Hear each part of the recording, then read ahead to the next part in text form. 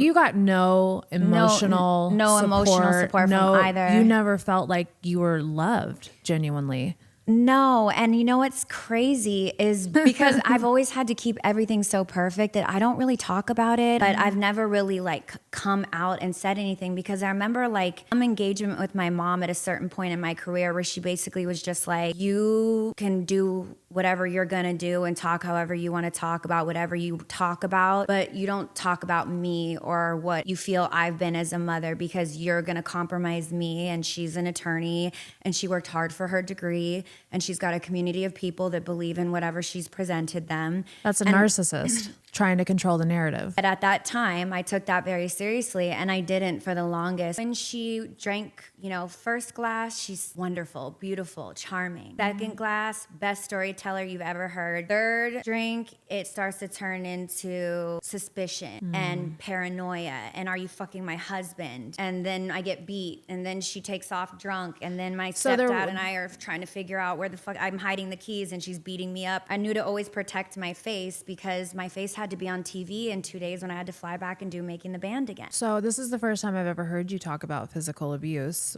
Most of my nights I remember in my childhood, and my mom, to speak for her fairly, she says there were all these great moments and I only remember the bad. You know what I always say, because my dad would say the same thing to me when I would remind him of trauma. I would say, for you it was a regular Tuesday, but for me it was like life-changing. Yeah, at nighttime my mom would get drunk and she would lock herself in her room and like pass out in this like shower, this long shower that she had. Learned how to pick the lock with like a hairpin.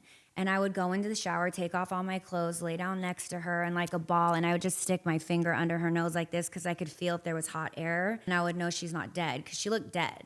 So I did that frequently, and then, hours later she'd wake up, kick me out of the room, tell me I'm being fucking weird and annoying, and I'd have to wake up and go to school in an hour and try to fit in with everybody, try to be popular, and try to look like I got sleep and I know what I'm doing.